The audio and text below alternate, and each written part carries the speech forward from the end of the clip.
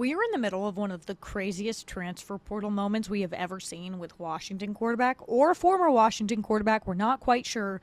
Demond Williams Jr. entering the transfer portal after already having signed a legally binding agreement with Washington. This has become very, very messy. So I've put together a timeline of everything that has happened, and I talked to my friend that's a lawyer to be like, what do you think about this? What's going on? So we're going to find out how good of a lawyer my friend really is. So first, here is the timeline of what has happened with Demond Williams Jr. Pretty much all of this takes place this week, but we need to quickly go back to Demond Williams' recruitment because originally he was committed to Ole Miss and Lane Kiffin, that will come back later, before decommitting to follow Jedd Fisch from Arizona to Washington. He's now coming off the heels of his sophomore season at Washington. In his 2 years there, he has a over 71% completion rate. He's thrown for 4,000 yards, 33 touchdowns. He's been a really good player for Washington, and had his name been in the portal earlier, he would have been a very hot commodity. But Friday, January 2nd, he signed a contract with Washington for $4 million to come back next season. According to Ross Dellinger, that contract was a rev share contract that is commonly used by the Big Ten just in case something crazy happens. This agreement, according to Ross Dellinger, prohibits a player from entering the portal once signed and prohibits the player's NIL rights to be used by any other school, though the player can sign outside marketing agreements. So that is the deal that Demond Williams has signed Friday, January 2nd. Tuesday, January 6th.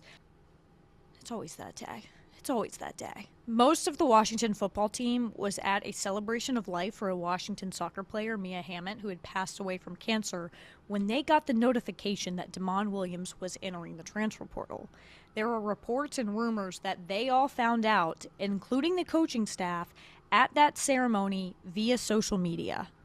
Washington responded almost immediately, saying they will be taking legal action because that contract was legally binding. And next steps, according to Ross Dellinger, who has covered the hell out of this story, by the way, he's done a great job, are for Washington to contact Demond Williams' representatives, and they will start whatever this process is.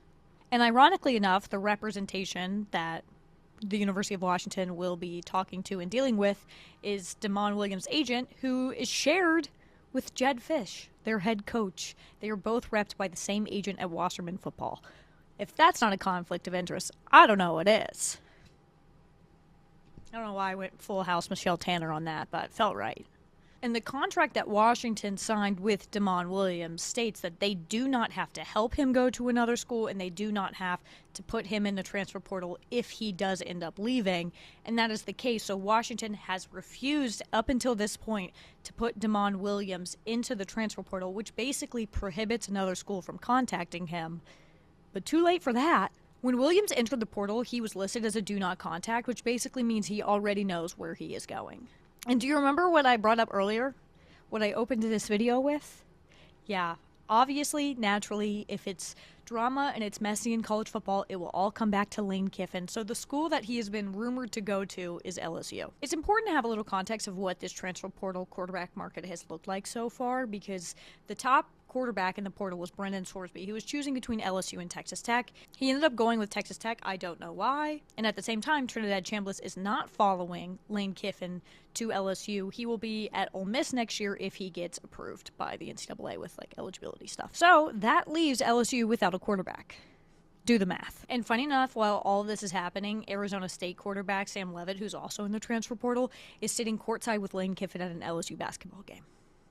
And there's a photo of him looking at his phone, and you have to wonder, does he know what's happening right now? Is that the Demond Williams news he's seeing right then and there? Sam clearly read the writing on the wall, and it's now being reported that his most likely landing spot is Tennessee, and he'll be taking a visit there later this week. So, legally, what does this mean for Demond Williams? A lot of you are getting bad information. Washington cannot force him to be the starting quarterback next year. They cannot force him to stay and be the quarterback for the Washington Huskies. Also, why would you want to do that after all of this? Basically, what Washington is doing is they are saying, you violated this contract. We are entitled to financial compensation from this.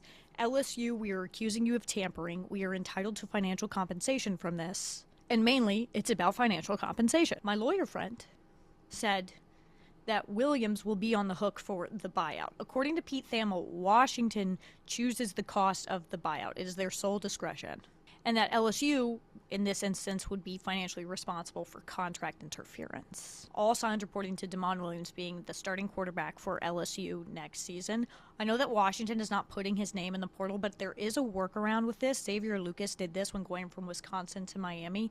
You can just unenroll at the school you're at, so unenroll at Washington and then re-enroll at LSU, just bypassing the transfer portal in the NCAA. I don't even know what that organization does at this point. I really don't.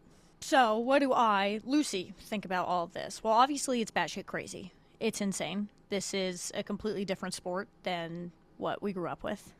And agents are kind of the biggest perpetrator of what's wrong with college football right now, agents and TV executives. For an agent to suggest to a 19-year-old client to sign a legally binding agreement with a university, then using that as leverage to get more money, which he'll get a 20% most likely commission from, and now you're 19 years old in an active litigation with a major university is batshit crazy. And like the way it went down, publishing that during the celebration of life is like not great.